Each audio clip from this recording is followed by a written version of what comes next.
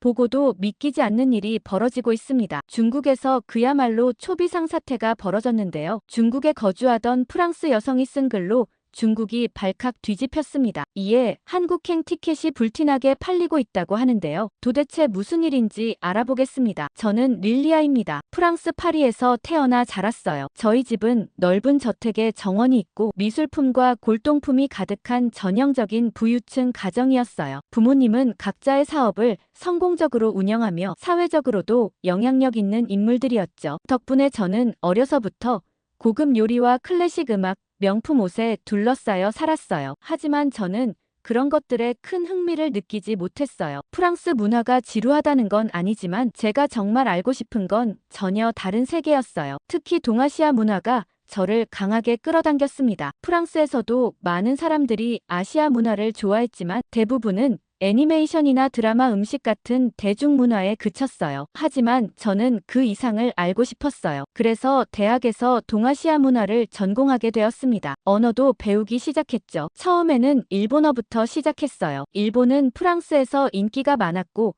관련 서적도 많아서 배우기가 쉬웠어요. 하지만 점점 한국 문화에 더 관심이 가더라고요. 잘 모르는 사람들은 한국은 일본과 비슷하다고 생각하겠지만 한국 문화는 차원이 달랐습니다. 역사적으로도 배울 점이 많았고 문화적으로도 독특한 매력이 있었어요. 그래서 저는 한국어를 배우기로 결심했죠. 처음 한국어를 배울 때는 정말 어려웠어요. 프랑스어와는 어순이 전혀 다르고 존댓말과 반말의 차이도 복잡했어요. 하지만 문장을 하나씩 이해하고 직접 말할 수 있게 될 때마다 신기했습니다. 한국 영화를 볼 때 자막 없이 단어를 알아듣는 순간이 점점 많아졌어요. 한국에 대한 관심이 깊어질수록 한 가지 생각이 머릿속에서 떠나지 않았어요. 직접 한국에서 살아보고 싶다. 그냥 여행으로 가는 게 아니라 실제로 생활하면서 한국을 경험해 보고 싶었어요. 한국의 도시와 거리 그리고 한국 사람들, 그들의 사고방식을 직접 보고 싶었어요. 무엇보다 한국 남자를 한번 만나보고 싶었습니다. 드라마 속의 한국 남자들은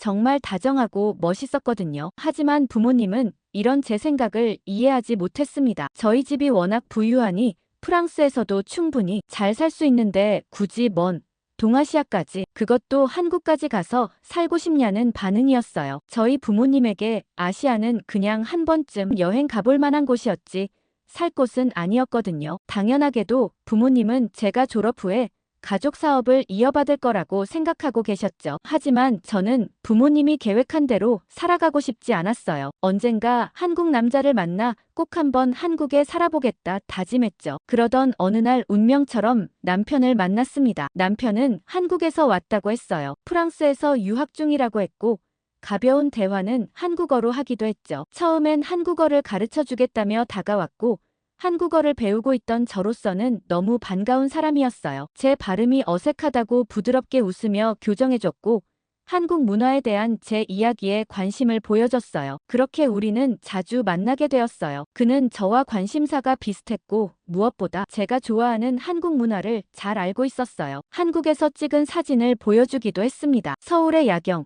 한강변, 경복궁 앞에서 찍은 사진들, 드라마에서 봤던 한국 남자들과는 좀 다르다는 생각을 하긴 했지만 어쨌든 저는 한국 남자와 연애 중이라는 사실 자체만으로도 만족스러웠습니다. 어쩌면 운명 같다고 생각했어요. 제가 한국으로 가는 대신 한국이 저에게 다가온 것 같았죠. 그와 함께한 시간은 설렘으로 가득했어요. 파리의 골목길을 함께 거닐며 한국과 프랑스의 문화를 비교하기도 했어요. 저는 한국의 예절 문화가 흥미롭다고 했고 그는 프랑스의 자유로운 분위기가 신기하다고 했어요. 서로의 차이를 이야기하면서도 자연스럽게 가까워졌습니다. 하지만 가끔 이상하다는 느낌을 받을 때가 있었어요. 그는 당연히 한국 사람이니 한국어를 잘했지만 가끔 어색한 표현을 쓰거나 특정한 한국 문화에 대해 잘 모를 때가 있었어요. 예를 들면 한국에서 인기 있는 최신 유행어를 모르더라고요. 저는 프랑스에서도 한국 예능을 자주 봤기 때문에 그런 표현을 알았는데 그는 전혀 모르는 눈치였어요. 하지만 그럴 때마다 그는 항상 나는 한국에서도 지방 출신이라 그런 걸 잘 모른다거나 어릴 때부터 외국에서 많이 살아서 한국 문화에 익숙하지 않다라고 말했죠. 그땐 정말 철석같이 그 말을 믿었어요. 한국에서도 지역에 따라 문화가 다를 수도 있고 외국에서 오래 살면 자연스럽게 한국의 최신 트렌드를 모를 수도 있겠죠. 그리고 무엇보다 저는 한국 남자와 만난다는 사실 자체가 너무 좋았기 때문에 그를 믿고 싶었습니다. 어느새 우리는 서로에게 없어서는 안 될 존재가 되었어요. 저는 그를 통해 한국을 더 깊이 알고 싶었고 그는 저에게 언젠가 한국 여행을 함께 가자고 얘기하기도 했어요. 우리는 데이트마다 파리의 한국 식당들을 찾아다니기도 했고 한국어로 대화하며 시간을 보냈어요. 그러던 어느 날 드디어 충격적인 사실이 밝혀졌죠. 저는 그날을 또렷이 기억하고 있습니다. 평소처럼 친구들과 만나기로 한 자리였고 특별할 것 없는 저녁이었죠. 한국어를 공부하면서 프랑스에서 한국인 유학생들을 우연히 알게 된 이후 저는 자연스럽게 그들과 친해졌고 한국어로 대화하는 연습도 자주 했어요. 한국 문화를 배우면서 직접 한국인들과 교류하는 일은 저에게 큰 의미가 있었죠. 그리고 당연히 그날도 그렇게 흘러갈 거라고 생각했습니다. 그와 함께 모임에 가는 것이 이상할 게 없었어요. 그는 한국에서 온 유학생이라 했고 제가 한국어를 배울 때도 많은 도움을 줬으며 한국에서의 삶에 대해 자주 이야기해줬습니다. 한국에서 찍은 사진도 보여줬고 서울 출신이라 했으니 한국 유학생 친구들과 어울리는 것이 자연스럽다고 생각했죠. 그런데 그는 이상하게 모임에 가는 걸 망설이는 듯 했어요. 처음에는 단순히 낯을 가리는 거라고 여겼습니다. 몇 번을 거절한 끝에 겨우 제가 졸라서 모임에 가게 되었죠. 하지만 모임 장소에 도착한 이후에도 그는 어딘가 불편해 보였어요. 친구들은 반갑게 인사했고 평소처럼 한국어로 대화를 이어갔습니다. 저는 흐뭇했어요. 이 모임에서 나누는 대화들은 제가 한국어를 더 깊이 익히는데 큰 도움이 되었거든요. 제가 친하게 지내는 유학생 친구들과 남자친구도 가까운 사이가 되었으면 했죠. 그런데 시간이 지날수록 분위기가 미묘하게 달라지기 시작했습니다. 한국 친구들은 그와의 대화가 이상하다는 걸 눈치채기 시작했어요. 처음에는 단순한 실수겠거니 했는데 그가 대답을 머뭇거리는 순간이 많아졌습니다. 한국 친구들은 어휘 선택도 어딘가 부자연스러웠고 문장 구조도 매끄럽지 않다고 얘기했어요. 저는 순간 긴장했습니다. 당연히 한국어를 배우고 있는 제 입장에서 그는 평소에 아주 유창하게 말한다고 생각했으니까요. 그러던 어느 순간 친구 중 한 명이 근데 너 어느 지역 출신이야? 사투리를 쓰는 것 같진 않고 표준어도 좀 이상한데 라고 말했죠. 그는 표정을 굳혔습니다. 잠시 머뭇거리더니 부산이라며 얼버무리듯 대답했는데 말이 명확하지 않았어요. 친구들이 더 의아해하는 기색이었습니다. 그러더니 또 다른 친구가 자기가 광주 출신이라면서 전라도 사투리가 하나도 들리지 않는다고 했죠. 그러면서 광주 어디에 살았냐고 물었습니다. 순간 공기가 무거워졌습니다. 저는 그가 자연스럽게 대답할 거라고 생각했는데 그의 표정은 당황한 기색이 역력했어요. 시선을 피하면서 애매하게 웃고 있었습니다. 그제야 저는 이상한 기분이 들었어요. 그러더니 갑자기 그가 한숨을 쉬며 밖을 뛰쳐나갔고 저는 의아해하며 따라 나갔습니다. 그러더니 그의 입에서 나온 사실은 충격이었어요. 사실 자기는 한국인이 아니라 중국인이라고 하더라고요. 머릿속이 하얘졌어요. 이제껏 한국인이라던 그가 갑자기 한국인이 아니라는 거 아니겠어요. 믿을 수 없었습니다. 그는 한국에서 찍은 사진을 보여줬고 한국에서 살았다고 했어요. 그런데 사실은 한국인이 아니라 중국인이었다고요? 그 순간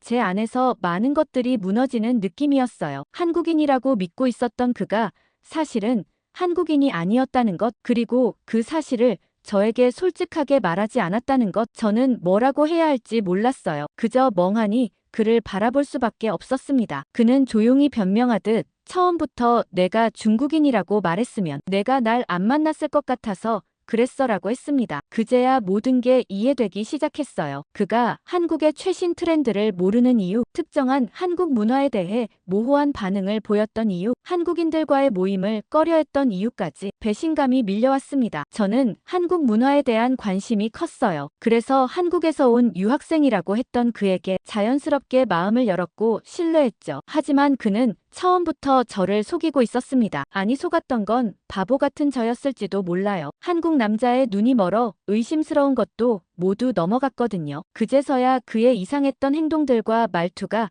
모두 이해가 가기 시작했습니다. 그는 이때까지 만난 시간들을 생각해보라며 내가 한국인이라서 좋아한 것만은 아닐 거 아니냐고 제발 헤어지지 말고 천천히 생각해달라고 싹싹 빌더라고요. 저는 이제껏 저를 속인 그와 당장 헤어져야 한다는 생각이 들었지만 마음 같지 않았어요. 어쨌든 그동안 만나왔던 시간이 있으니까요. 그래서 일단은 생각할 시간을 달라고 했어요. 하지만 그날 이후 저는 그를 바라보는 눈이 달라졌습니다. 아무렇지 않은 척하려고 했지만 그를 볼 때마다 머릿속에서 그가 한국인인 척하고 다녔던 순간들이 떠올랐어요. 당연히 그는 여전히 저에게 친절했고 저를 배려하려 했어요. 하지만 저도 모르게 마음이 멀어지는 걸 느꼈습니다. 그러던 어느 날 예상치 못한 일이 벌어졌어요. 제가 아이를 가졌다는 사실을 알게 된 거예요. 믿기지 않았습니다. 너무 갑작스러웠고 혼란스러웠어요. 저는 아직 졸업도 하지 않았고 미래에 대한 계획도 명확하지 않았어요. 아이를 가졌다는 기쁨보다 불안이 밀려왔습니다. 이 사실을 그에게 알렸을 때 그는 너무 좋아하며 침착하게 말했어요. 우리 집은 중국에서 부자야. 아이도 키워야 할 테고 더 나은 생활을 위해 중국으로 가자. 그 말이 너무 자연스럽게 나오더라고요. 순간 머릿속이 복잡해졌습니다. 중국? 저는 한 번도 중국에서 살 거라고 생각해 본 적이 없었어요. 한국에서 살아보고 싶다는 생각은 했지만 중국은 전혀 계획에 없었거든요. 하지만 그는 확신에 차 있었습니다. 중국에서 우리가 더 좋은 환경에서 살 수 있다고, 아이를 위해서라도 그게 맞는 선택이라고 말했어요. 일이 이 지경에 이르자 저는 부모님께 이 사실을 말씀드릴 수밖에 없었습니다. 부모님께 말을 꺼내기까지 얼마나 고민했는지 모르겠어요. 프랑스라고 해서 모두 개방적이라고 생각할 수 있지만 사실 그건 프랑스에서도 사람마다 다르거든요. 저희 부모님은 굉장히 엄격하신 편이었어요. 그래서인지 부모님께 이 사실을 알렸을 때 두 분은 굉장히 충격을 받았습니다. 한참 대학교를 다니던 와중에 아이를 가졌다는 사실도 충격적인데 그것도 중국 남자라니 화를 버럭 내셨죠. 차라리 그렇게 좋아하던 한국 남자면 또 모를까 무슨 중국인이냐며 실망하셨습니다. 어머니는 더 이상 아무 말도 하지 않았고 아버지는 그저 한숨만 쉬었어요. 부모님께서는 아직 얼마 안 됐다면 아이를 지우는 게 어떻겠냐고 진지하게 권하셨고 저는 차마 그렇게는 못하겠다고 말씀드렸어요. 어쨌든 이 아이도 생명이니까요. 그날 이후 부모님과의 사이는 급격히 멀어졌어요. 아이를 지우기 전에는 다신 집에 들어올 생각을 하지 말라고 하셨습니다. 어쩌면 의절이라고 할 수도 있겠죠. 하는 수 없이 프랑스에서의 삶을 정리하고 중국으로 떠나야만 했던 순간 모든 것이 비현실적으로 느껴졌어요. 한국에서 살아보길 꿈꿨던 저는 결국 남편을 따라 중국행 비행기에 몸을 실었습니다. 남편은 계속해서 우리 가족이 부유하다고 말했고 어머니가 정말 친절하다고 걱정 말라며 이야기했지만 그의 거짓말을 한번 겪고 난 후로는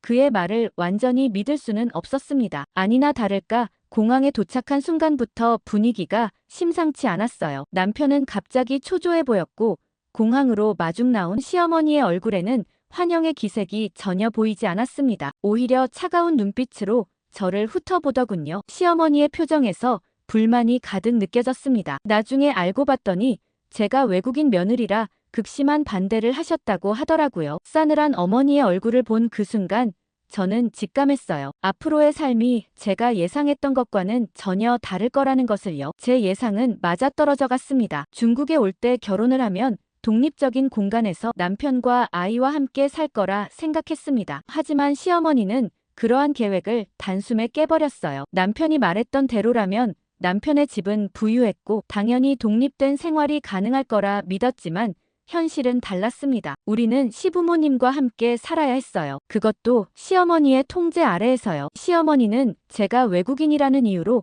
더욱 깐깐하게 굴었습니다. 중국에 왔으면 중국 여자가 되는 법을 배워야 한다고 하셨죠. 저는 시부모님 앞에서 절대 목소리를 높이면 안 됐고 아침마다 차를 끓여 올려야 했으며 집안일도 자연스럽게 저의 몫이 되었습니다. 처음에는 문화 차이라고 생각하며 받아들이려 했지만 점점 그게 아니라는 걸 깨달았어요. 이건 단순한 문화 차이가 아니라 저를 집안의 하녀처럼 대하는 태도였어요. 시어머니는 제가 무언가를 할 때마다 흠을 잡았고 사소한 실수에도 눈살을 찌푸렸습니다. 남편에게 하소연해도 소용없었어요. 그는 엄마한테 잘 보여야 우리 가정이 편안해진다고 했습니다. 그러면서도 남편은 한 번도 제 편을 들어주지 않았어요. 모든 결정권은 시어머니에게 있었고 저는 그저 그들의 규칙에 맞춰야 할 뿐이었죠. 그러다 정말 제가 폭발한 사건이 하나 있었어요. 저는 제 조국인 프랑스를 사랑했고 제 아이에게 중국과 프랑스 두 문화의 이름을 담아주고 싶었습니다. 하지만 시어머니는 단호했어요. 우리 손자는 중국에서 자랄 아이라며 당연히 중국 이름을 가져야 한다고 했죠. 남편에게 조심스럽게 제 의견을 말했지만 남편 역시 시어머니의 편을 들었습니다. 아이는 중국에서 자랄 거니 당연히 중국식 이름을 써야 한다고 했죠. 그 순간 깨달았습니다. 저는 이 집에서 아무런 결정권이 없다는 걸요. 저는 절대 그렇게 할 순 없다며 반드시 프랑스 이름을 넣어달라고 했어요. 하지만 제 의견은 하나도 받아들여지지 않았습니다. 제가 모르는 사이에 아이의 출생 신고가 끝나버렸어요. 남편과 시어머니가 몰래 서류를 처리했고 저는 뒤늦게야 아이의 이름이 완전히 중국식으로 등록되었다는 사실을 알게 되었습니다. 이 일을 알고 나자 손발이 떨릴 정도로 화가 났습니다. 하지만 이미 모든 것이 정해진 후였어요. 아무리 따져 물어도 남편은 태연했습니다. 그다지 중요한 문제도 아닐 뿐더러 애가 크면 자연스럽게 적응할 거라고 했죠. 그 말을 듣는 순간 저는 더 이상 참을 수 없었어요. 이건 제가 원하는 삶이 아니었습니다. 그때부터 저는 이혼을 결심하기 시작했던 것 같아요. 이거 말고도 이혼할 사유는 충분했죠. 남편은 중국에 오면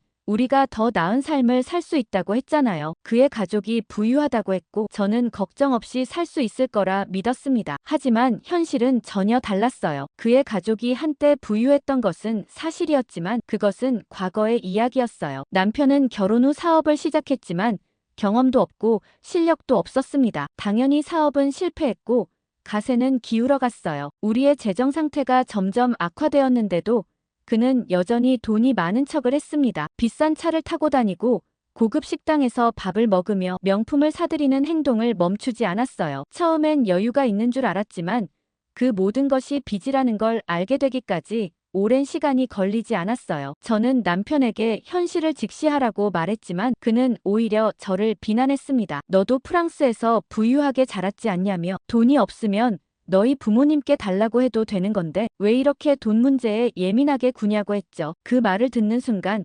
절망감이 밀려왔습니다. 이 사람과 함께하는 미래가 보이지 않았어요. 제가 중국에 온 이유는 단 하나였습니다. 아들을 위해서였죠. 하지만 이 환경에서 아이를 키우는 것이 과연 옳은 일일까 생각했고 더 늦기 전에 떠나기로 결심했어요. 저는 제 생각을 리우에게 말하기로 했어요. 리우는 제가 중국에 온 후 처음으로 가까워진 사람이었어요. 남편의 지인 중 한 명이었고 자연스럽게 알게 됐죠. 중국에서의 삶이 버거울 때면 유일하게 터놓고 이야기할 수 있는 상대였어요. 리우는 다 괜찮았지만 문제가 한 가지 있었어요. 리우와의 대화는 언제나 한 가지 흐름으로 이어졌거든요. 리우는 중국 남자만 한 남자가 없다고 끊임없이 말했어요. 중국 남성들이 얼마나 가정을 중요하게 생각하는지, 얼마나 책임감이 강한지 다른 나라 남성들은 결코 따라올 수 없다고 했습니다. 그리고 한국 얘기만 나오면 굉장히 부정적으로 반응했죠. 제가 한국 문화를 좋아해서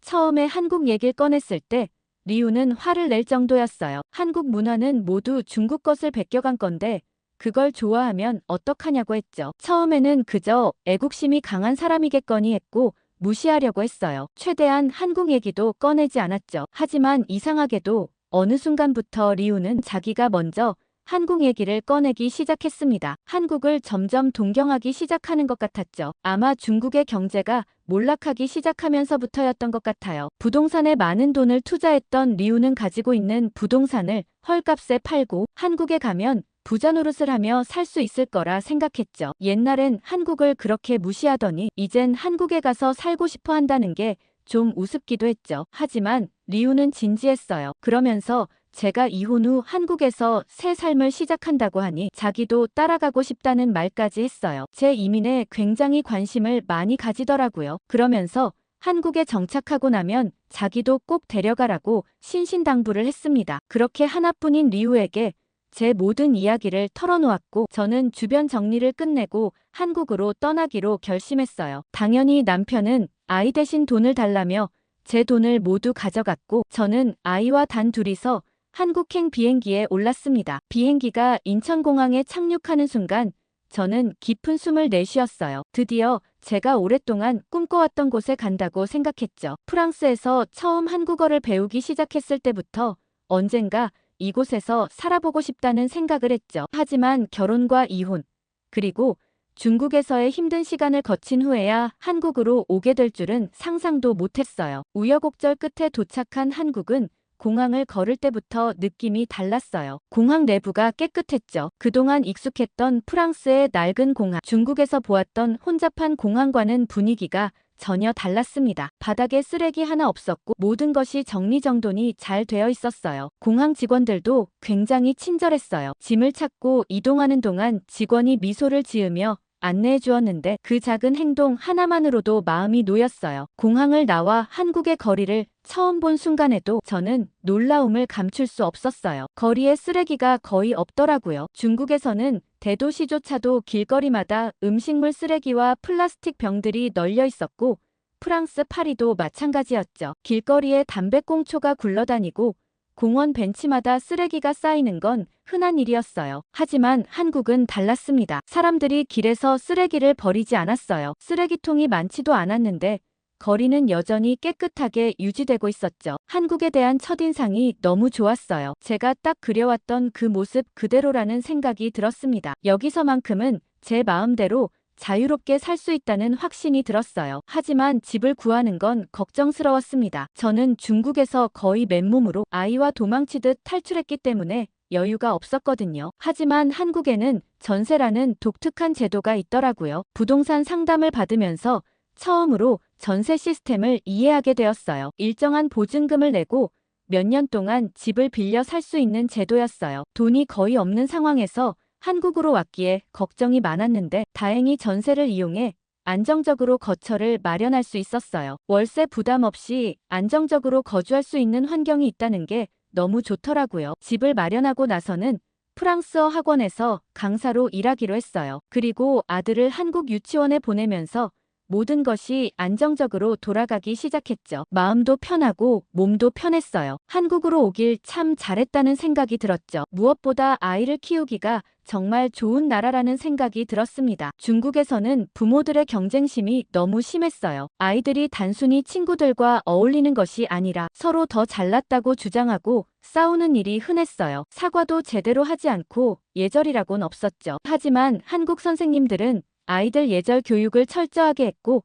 아이들도 서로 존중하는 분위기였어요. 한국 부모들도 그랬죠. 그리고 유치원 앞은 언제나 부모들로 북적였어요. 한국의 부모들은 아이들에게 세심하게 신경 쓰는 모습이었어요. 손을 꼭 잡고 등원시키는 모습이나 작은 배낭을 고쳐 매주면서 미소를 짓는 모습에서 부모로서의 사랑이 전해졌어요. 그런 분위기가 어쩐지 따뜻하게 느껴졌어요. 그날도 아이를 유치원에 데려다주고 나오던 길이었어요. 그런데 문 앞에서 어떤 남자가 아이의 옷매무새를 정리해주고 있었어요. 그는 아이를 바라보는 눈빛이 진지하면서도 따뜻했습니다. 그 모습이 어쩐지 낯설지 않게 느껴졌어요. 그 남자는 지혁 씨였어요. 금융업에 종사하는 38살의 싱글 아빠였어요. 딸을 키우고 있었는데 매일 아침 유치원에 데려다주면서 낯이 익었죠. 처음에는 그저 유치원에서 마주치는 부모들 중 한 명이라고 생각했어요. 하지만 그는 제가 한국에서 겪는 어려움에 대해 자연스럽게 물었고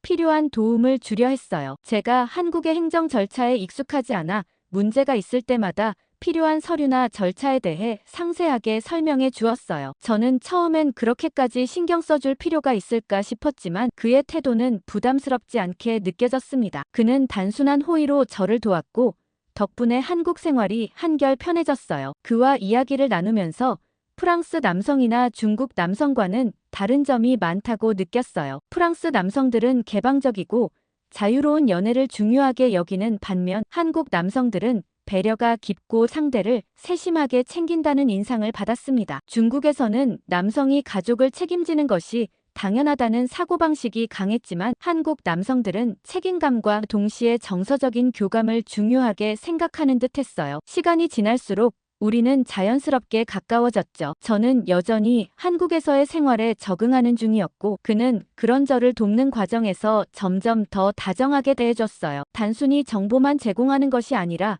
저의 감정과 고민에도 귀를 기울였어요. 그런 태도 덕분에 저는 점점 그에게 의지하게 되었죠. 그러던 어느 날 뜻밖의 연락이 왔어요. 전 시누이였던 메이루였습니다. 시누이였던 메이루는 원래도 왕래가 잦지 않았어요. 이혼할 때도 아무 관심도 없어 보였죠. 오랫동안 연락이 없었는데 대뜸 연락 와 갑자기 한국 생활이 어떤지 물어보더라고요. 처음에는 단순한 호기심일 거라고 생각했지만 갑자기 자기도 한국으로 가야겠다며 한국에서 부자 행세하면서 살고 싶다고 하더라고요. 그 말을 듣고 순간 어이가 없었어요. 메이루는 중국에서 돈을 벌기가 점점 어려워지고 있다고 한탄했습니다. 한국에서는 사람들이 명품을 많이 사고 다니고 부유한 생활을 하는 사람이 많아 보인다고 자기도 한국에서 그렇게 살아야겠다고 하더라고요. 메이루도 리우처럼 과거에 한국을 무시하더니 이제는 한국이 기회의 땅인 것처럼 이야기하고 있었어요. 저는 한때 가족이었던 사람이니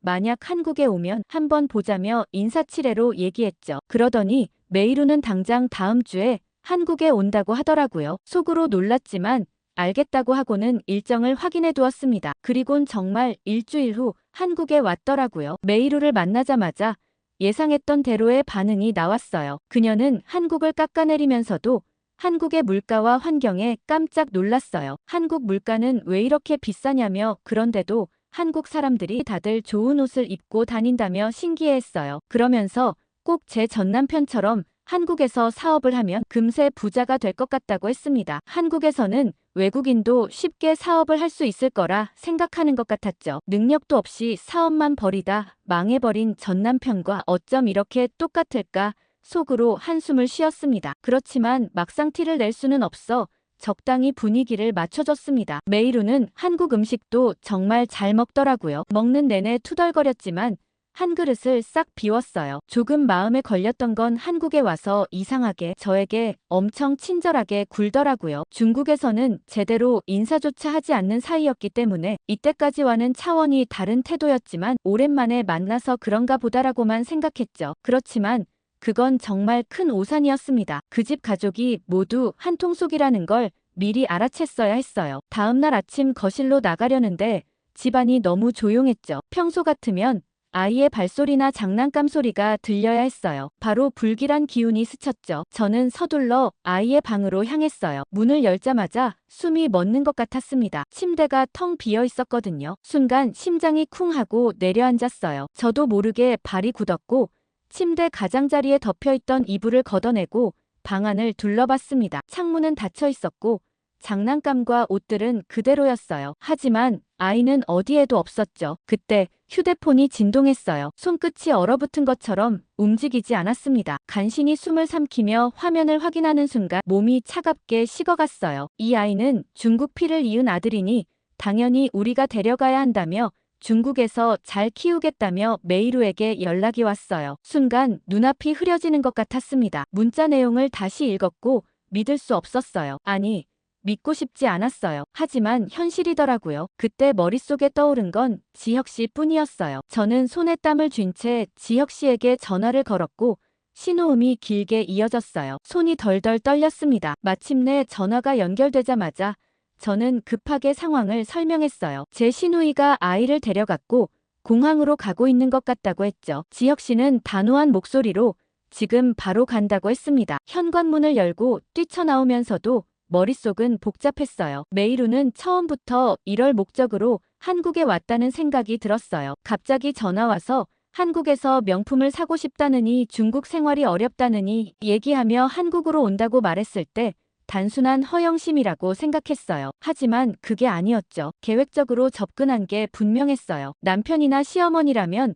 분명 제가 연락을 안 받을 걸 알고 시누이가 온 거란 확신이 들었죠. 지혁 씨의 차가 집 앞에 도착하자마자 문을 열고 올라탔어요. 지혁 씨는 이미 경찰에 연락을 해뒀고 아이의 신상 정보를 모두 보내놨으니 걱정 말라고 했어요. 공항에는 CCTV가 쫙 깔려 있고 절대로 쉽게 출국하지 못할 거라고 했죠. 저는 시트를 꽉 쥐고 가슴을 억누르듯 깊게 숨을 들이마셨어요. 그때 경찰에게 전화가 왔어요. 경찰은 공항 측과 협조해 아이의 출국 정보를 확인하고 출국을 막아뒀고 아이를 데려간 사람의 신상 정보를 보내주면 더 빨리 찾을 수 있을 것 같다고 얘기했어요. 저는 즉시 시누이의 사진과 신상 정보를 경찰에 문자로 보냈죠. 하지만 불안감은 가라앉지 않았어요. 메이루가 이미 출발했다면 우리가 늦을 수도 있다는 생각이 들었습니다. 도로에는 차들이 많았고 신호가 걸릴 때마다 초조함이 커졌어요. 머릿속에서는 최악의 상황이 그려졌어요. 메이루가 이미 비행기에 올랐다면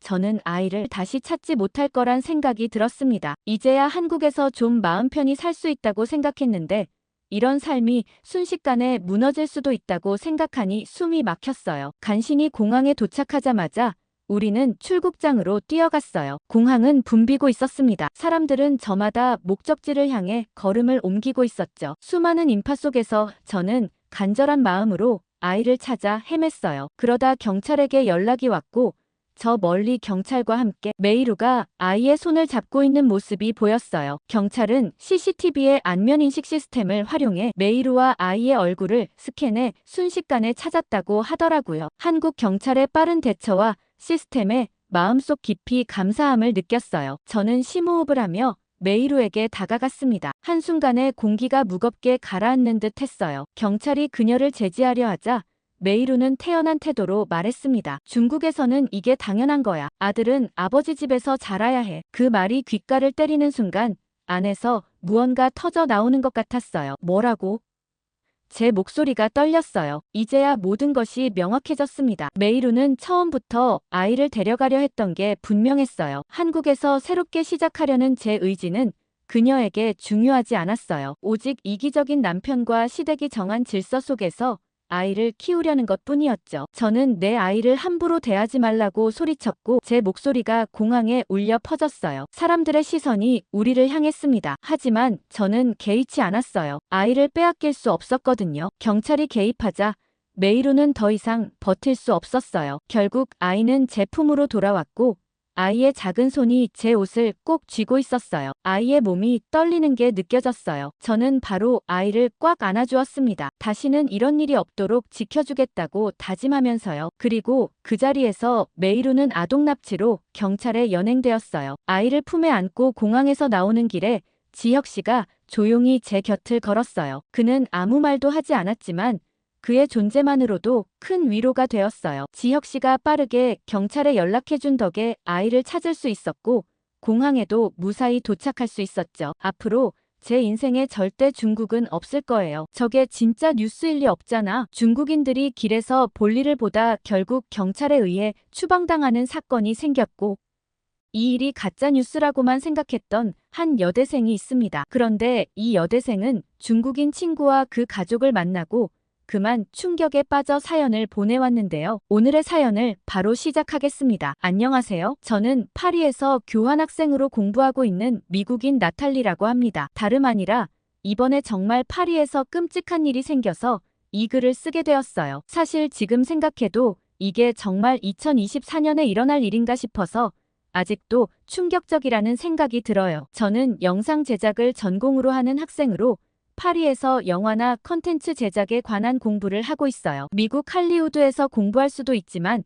저는 좀 더 영상미를 높여보고 싶어서 1년간 교환학생을 오게 되었죠. 그런데 우연히도 파리 올림픽 기간이 겹쳐서 처음엔 좋다고 생각했는데 막상 지내보니 그닥 좋진 않더라고요. 올림픽 때문에 파리 시내 곳곳이 조형물로 뒤덮여 있었거든요. 저는 올림픽 기간 전에 파리가 더 좋은 것 같은 느낌이어서 관광을 위해 지금 파리로 온다면 잘못된 선택이지 않나 싶은 생각도 들더라고요. 아무튼 저는 학교 생활을 정말 즐겁게 하고 있는데 미국에서 영화와 컨텐츠에 접근하는 시각과 프랑스에서 보는 시선은 또 다르더라고요. 미국은 좀 더 상업적인 측면에 맞춰 제작을 하는 반면 프랑스는 디테일한 부분을 많이 배울 수 있어서 좋은 것 같아요. 아무튼 저희 학교에는 아시아 친구들도 종종 있는데 이번에 친해진 중국인 피오량도 그 친구들 중 한 명이었어요. 겉보기에 시원시원한 스타일에 집에 돈도 많은 부잣집 딸인 것 같았어요. 피오량과 과제를 위해 같이 다닐 때 물건을 살 때면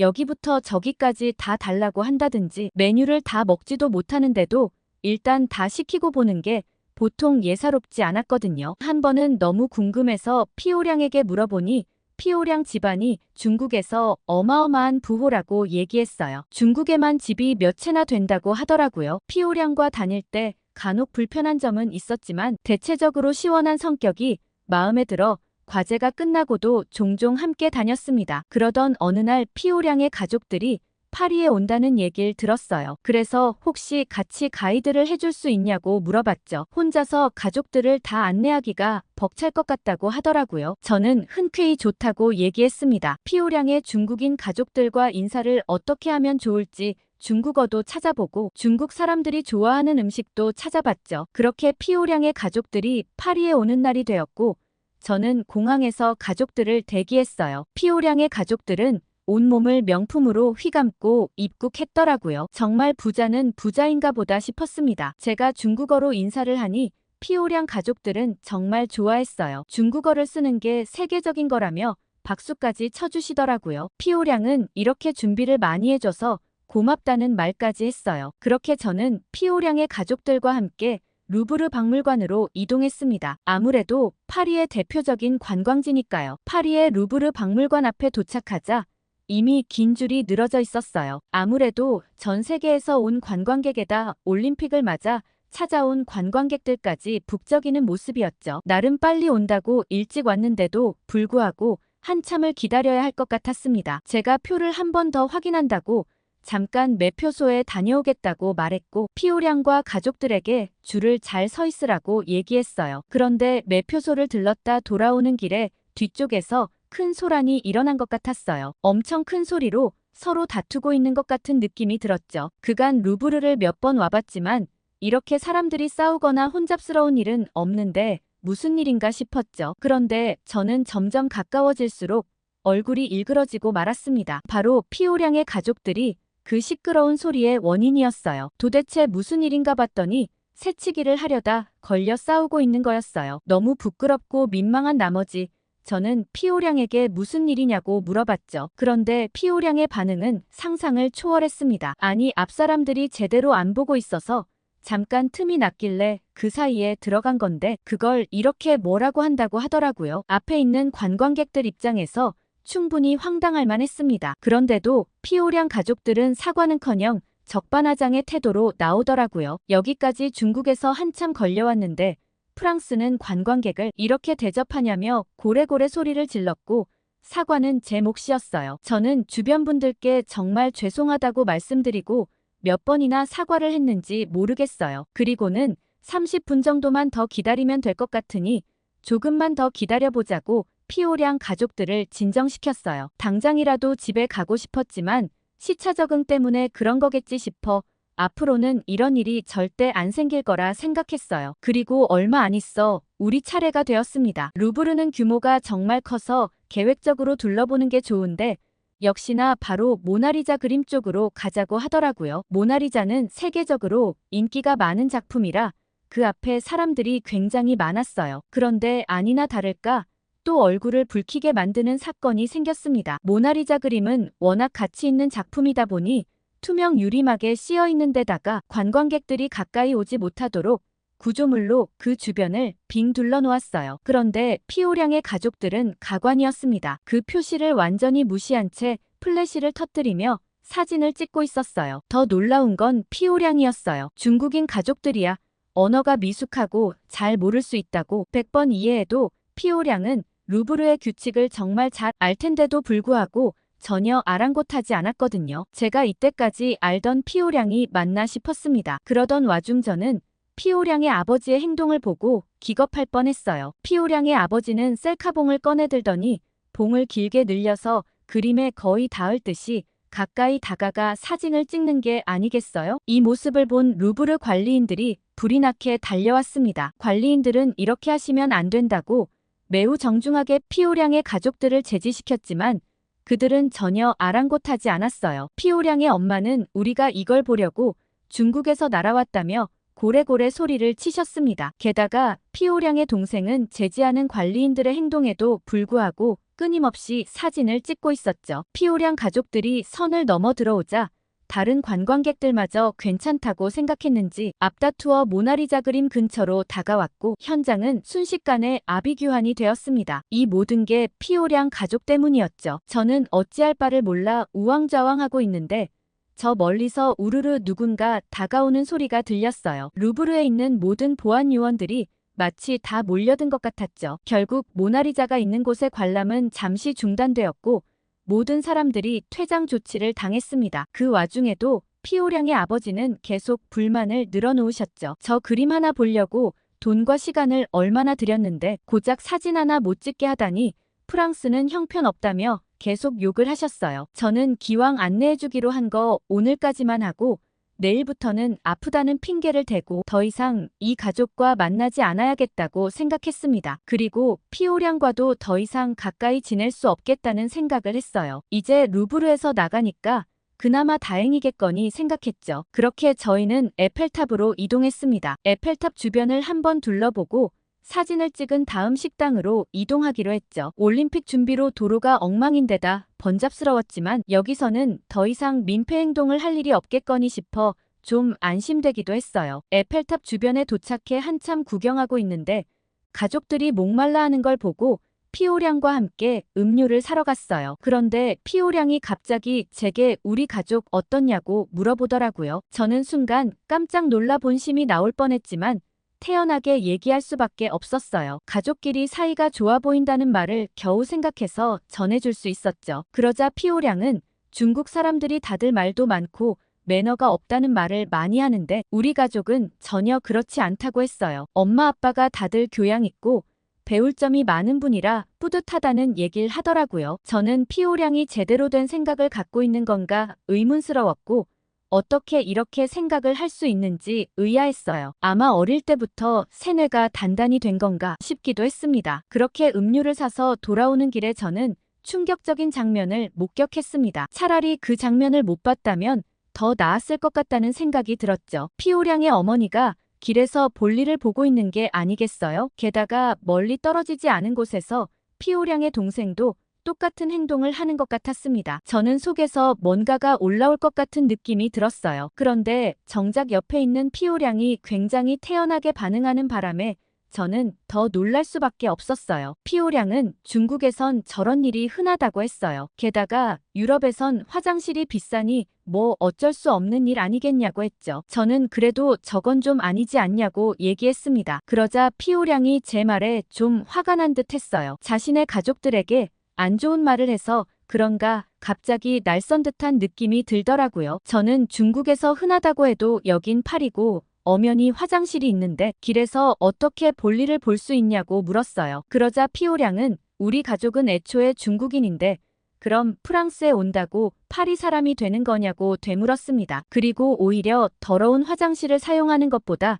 그냥 길이나 풀밭이 훨씬 깨끗하지 않냐고 했어요. 게다가 풀밭의 볼일을 보면 그게 다 거름이고 비료가 되어 풀이 더 잘 자라니 일석이조가 아니겠냐고 했죠. 저는 피오량의 말을 듣고 벙찔 수밖에 없었어요. 그래도 저렇게 해두면 저걸 보는 사람들이 어떻게 생각하겠냐고 했고 위생상 너무 더럽다고 얘기했습니다. 그러자 피오량은 그러니까 길 한가운데서 하는 게 아니라 길 구석에서 하는 게 아니겠냐고 하더라고요. 저는 이렇게 피오량이 말이 안 통하는 애인 줄은 상상도 하지 못했습니다. 더 이상 피오량과 함께 다닐 수가 없었죠. 너무 부끄러웠거든요. 피오량에게 더 이상 참을 수가 없다고 너희 가족들의 무례한 행동 때문에 화가 나서 더 못 있겠다고 말하고 가야겠다고 얘기하고 이제 막 돌아서려던 참이었어요. 그런데 그때 갑자기 다가온 남자들이 있어 저는 깜짝 놀랐습니다. 그리고 저는 얼마 후 경찰서에 가게 되었어요. 그 남자들은 경찰이었는데 갑자기 피오량과 저 그리고 피오량 가족과 경찰서에 가야 한다며 경찰서로 끌고 갔거든요. 저는 길에서 볼일을 본 것 때문인가 싶어서 저는 아니라고 얘기했지만 소용없었어요. 무서운 분위기에 뭐라 말하기도 어려웠지만 너무 억울했어요. 저는 그저 피오량 가족을 따라다닌 잘못밖에 없거든요. 저는 경찰서로 향하는 경찰차 안에서 곰곰이 생각해 보았습니다. 도저히 어디서부터 잘못된 걸까 떠올려봤죠. 피오량이 가족여행을 안내해달라고 할 때 그때 거절했어야 했나 싶었습니다. 그런데 만약 그때 거절하고 그 뒤에 피오량과 계속 친하게 지냈다면 결국 피오량의 이런 모습을 알게 될 게 뻔했죠. 어쨌든 피오량은 이런 애였으니까요. 저는 한참을 생각한 끝에 애초에 피오량과 친하게 지내는 것부터가 잘못된 일이라는 결론에 이르렀습니다. 그리고 경찰서에 도착해서는 너무 무서웠어요. 살면서 처음 와보는 경찰서였거든요. 이런 데는 TV에서나 봤지 내가 직접 올 거라고는, 그리고 경찰에게 붙잡혀 올 거라고는 상상도 할 수 없었습니다. 그렇게 앉아서 경찰들의 얘기를 들어보니 제가 왜 왔는지 그제서야 알 수 있었죠. 경찰들은 저희에게 바로 CCTV를 하나 보여주었습니다. 그 영상은 아까 루브르 박물관에서 봤던 영상이었어요. 처음엔 아까 그 소동 때문에 우릴 불렀나 했는데 그게 아니었어요. 박물관을 나오면서 피오량의 동생과 피오량의 어머니는 화장실에 잠시 들렀거든요. 그런데 화장실에서 나오고 난 다음 피오량 어머니의 주머니가 좀 이상했어요. 경찰도 바로 그 장면을 멈추고 난 다음 여기 바지에 숨긴 거 지금 가지고 계시죠? 하고 물었습니다. 저는 깜짝 놀랐어요. 절도까지 할 줄은 몰랐거든요. 그러자 피오량의 어머니는 그저 루브르 박물관에서 관람도 오래 못했고 그냥 기념품으로 가져온 거라고 얘기했습니다. 그러자 경찰은 단호하게 그건 절도죄라고 얼른 다시 꺼내놓으시라고 얘기했죠. 피오량의 어머니가 꺼내놓은 건 화장실에 있는 비누 디스펜서였어요. 경찰은 이건 원래 박물관의 물건이고 박물관 분실 신고가 접수되어 CCTV를 조사한 결과 범인을 특정할 수 있었다고 했죠. 피오량의 어머니는 어쨌든 물건도 찾았고 나쁜 의도도 아니었으니 이만 가도 될까요? 라고 물었습니다. 저는 그 태도에 경악하고 말았죠. 더 이상 이 가족과 얽히고 싶지 않았습니다. 그래서 경찰관에게 저는 이 가족과 아무런 관계가 없으며 친구 가족이 여행 왔다기에 잠시 루브르에 같이 갔다 에펠탑을 구경시켜줬을 뿐이라고 얘기했습니다. 그러자 경찰은 제 신분을 확인해 보더니 가도 좋다고 얘기해줬죠. 그러자 피오량은 그냥 가면 어떡하냐고 자기 가족들도 다 같이 구해줘야 되지 않냐고 얘기했어요. 저는 아까 그렇게 길에서 볼일 볼 때 당당한 태도 어디 갔냐고 얘기하며 엄마 아빠를 그렇게 존경하면 이번 일도 존경하는 엄마 아빠와 함께 해결해보라고 얘기하곤 경찰서를 빠져나왔습니다. 나중에 알고 봤더니 피오량의 어머니는 비누 디스펜서만 훔친 게 아니었습니다. 작은 조각상 복제품이나 안내책자까지 모조리 가방 안에 넣어 가지고 왔던 거였죠. 도대체 그 짧은 찰나에 언제 챙기셨나 의아할 지경이었습니다. 경찰은 그 행위를 절도로 간주하고 체포했고 박물관은 입국 비자를 취소하고 강제 출국 조치를 요청했다고 했죠. 저는 이렇게 사태가 커질 줄은 몰랐는데 박물관 측에선 절도뿐 아니라 모나리자 그림 앞에서 벌인 소동도 꽤나 심각한 사안으로 받아들였다고 했습니다. 이 소식은 학교 내에 순식간에 퍼져나갔고 그제서야 피오량에게 불만이 있던 친구들이 하나 둘 피오량에 대한 얘기를 하기 시작했어요. 결국 피오량은 휴학을 하고 다시 중국으로 돌아갈 수밖에 없었죠. 저는 한편으로는 이제 피오량을 보지 않아도 된다는 생각에 좋았지만 또 다른 측면으로는 이제 다시는 아시아인과 어울리지 않아야겠다는 생각을 굳게 하게 되었습니다. 이번에 피오량 가족으로 대인 게 너무 많았기 때문이죠. 그 일 이후로 저는 아시아인들에 대해 상당히 부정적인 인식을 갖게 되었고 아시아 친구들과 거리를 두기 시작했어요. 심지어 아시아 음식점에 가는 것조차 꺼리게 되었어요. 그러던 어느 날 저는 생 미셸 대로를 걷고 있었습니다. 평소와 다름없이 수업을 마치고 기숙사로 돌아가는 길이었죠. 그때 제 눈에 들어온 것은 한 건물의 화려한 포스터였습니다. 처음에는 그냥 지나치려고 했지만 포스터의 독특한 디자인이 자꾸만 제 시선을 끌었어요. 가까이 다가가 보니 그곳은 파리 한국문화원이었고 포스터는 한국 영상 콘텐츠 특별전을 알리는 것이었습니다. 순간 제 마음속에서는 호기심과 경계심이 동시에 일어났어요. 한편으로는 영상 제작을 전공하는 학생으로서 한국의 콘텐츠에 대한 관심이 생겼지만 다른 한편으로는 피오량 사건의 기억이 떠올라 망설여졌습니다. 그렇지만 제 마음속의 호기심이 경계심을 이겼고 저는 용기를 내어 문화원 안으로 들어섰어요. 문을 열고 들어서자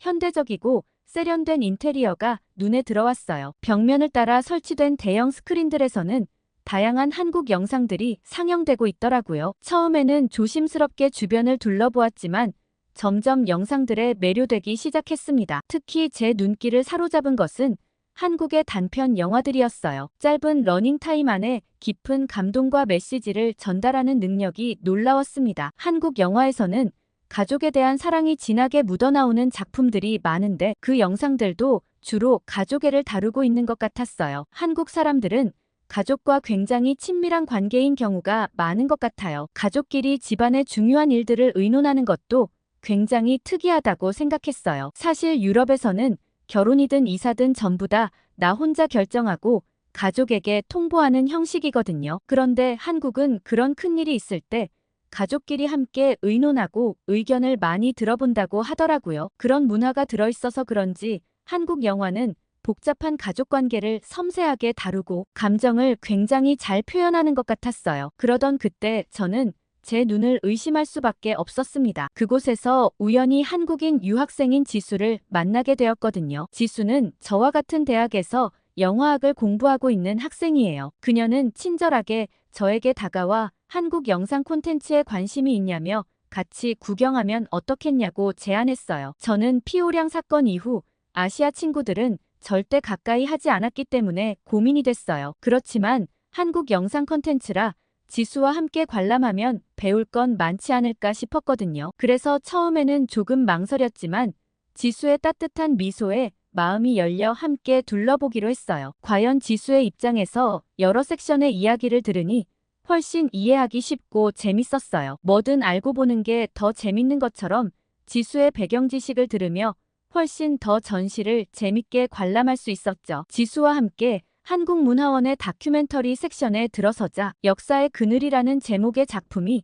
제 시선을 사로잡았습니다. 지수는 이 다큐멘터리가 한국의 현대사를 다루고 있다고 설명해 주었어요. 지수와 같이 그 영상을 보기 시작했는데 다큐멘터리는 한국 전쟁부터 시작해 현재까지의 역사를 개인의 증언과 역사적 자료를 통해 생생하게 보여주고 있었어요. 흑백 영상으로 시작된 화면은 전쟁의 참혹함을 여과 없이 드러냈습니다. 폐허가 된 도시와 피난길에 오른 사람들 그리고 가족을 잃은 이들의 슬픔이 화면 가득 담겨 있었어요. 영상을 보는 내내 마음이 아팠습니다. 영상을 보면서 지수는 조용히 눈물을 흘리기 시작했습니다. 저는 지수의 어깨를 조용히 토닥여줬어요. 영상이 끝나고 나서 지수에게서 들은 이야기는 정말 놀라웠습니다. 지수는 자신의 할아버지 이야기를 들려주었거든요. 지수의 할아버지는 한국 전쟁 당시 18살의 나이로 전쟁에 참전하셨다고 해요. 고작 18살의 전쟁을 겪었다니 정말 마음이 아팠습니다. 나이는 어렸지만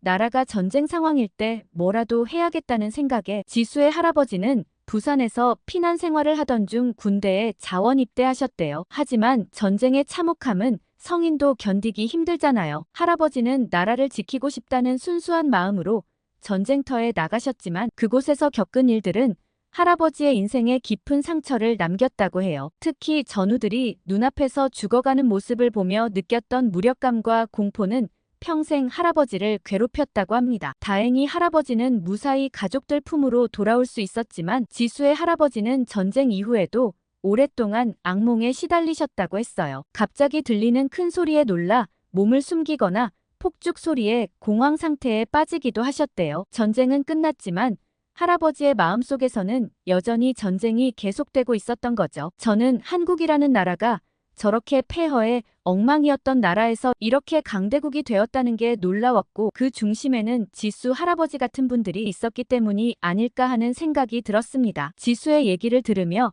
제 생각에 확신을 가질 수 있었어요. 한국은 급격한 경제 성장을 이뤄냈는데 그때 당시 지수의 할아버지도 작은 공장을 운영하셨다고 해요. 가족들의 생계를 위해 하루에 15시간 이상씩 일하셨고 그 덕에 지수의 부모님 세대는 좋은 교육을 받을 수 있었다고 하더라고요. 할아버지가 겪었던 일을 직접 다큐멘터리로 보니 더 와닿아서 마음이 아팠다는 지수의 모습에 저도 눈물이 날 것 같았어요. 그러면서 동시에 피오량이 떠올랐습니다. 피오량이 자신의 부모님이 자랑스럽다고 말하던 모습 말이죠. 저는 지수 할아버지의 이야기야말로 진정 자랑스러운 일이 아닐까 싶은 생각이 들었고 똑같은 아시아인이더라도 지수와 피오량은 전혀 다르게 느껴졌습니다. 그리고 놀랍게도 제 마음속의 아시아인 대한 편견이 싹 사라졌어요. 지수와 지수의 나라 한국이 더 위대하게 느껴졌죠. 저는 지수의 할아버지가 참 대단하다고 얘기를 했고 지수는 사실 우리 부모님도 만만치 않은 시절을 겪었다고 얘기했어요. 저는 할아버지 세대에서 고생을 다 하셔서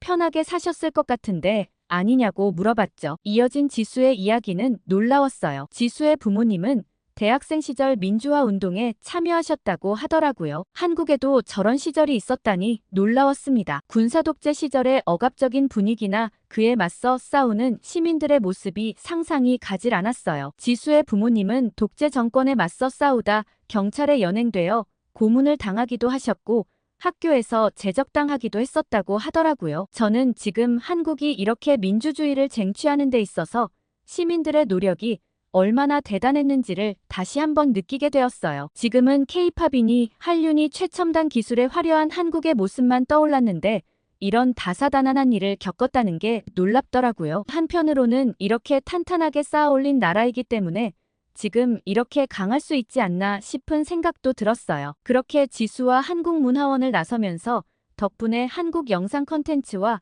역사에 대해 잘 이해할 수 있었다고 많은 도움이 되었다고 얘기했어요. 그러면서 고마운 마음에 저녁을 사겠다고 했죠. 지수는 전혀 그러지 않아도 된다고 했지만 저는 이런 얘기를 어디서 들을 수 있겠냐며 값진 경험이라고 말했습니다. 그리곤 지수가 좋아하는 음식을 먹어보자고 얘기했고 지수는 떡볶이를 제일 좋아하는데 괜찮냐고 하더라고요. 저는 예전에 떡을 한번 먹어본 적이 있어서 떡볶이도 좋다고 얘기했습니다. 치즈같이 말랑말랑한 식감의 음식이었던 기억이 났거든요. 그렇게 지수와 함께 떡볶이를 먹고 저는 지수의 부모님도 궁금해졌고 지수의 할아버지도 궁금해졌어요. 그런데 지수의 할아버지는 지금 이 세상에 계시지 않는다고 하더라고요. 워낙 고생을 많이 하셔서인지 다른 분들보다 좀 일찍 돌아가셨다고요. 저는 그래도 지수의 할아버지의 묘라도 한번 가보고 싶은 생각이 들었습니다. 언젠가 제가 한국 여행을 가게 되면 꼭 한번 지수의 가족들을 만나보고 싶었어요. 아마 피오량 가족들과는 비교도 안 되게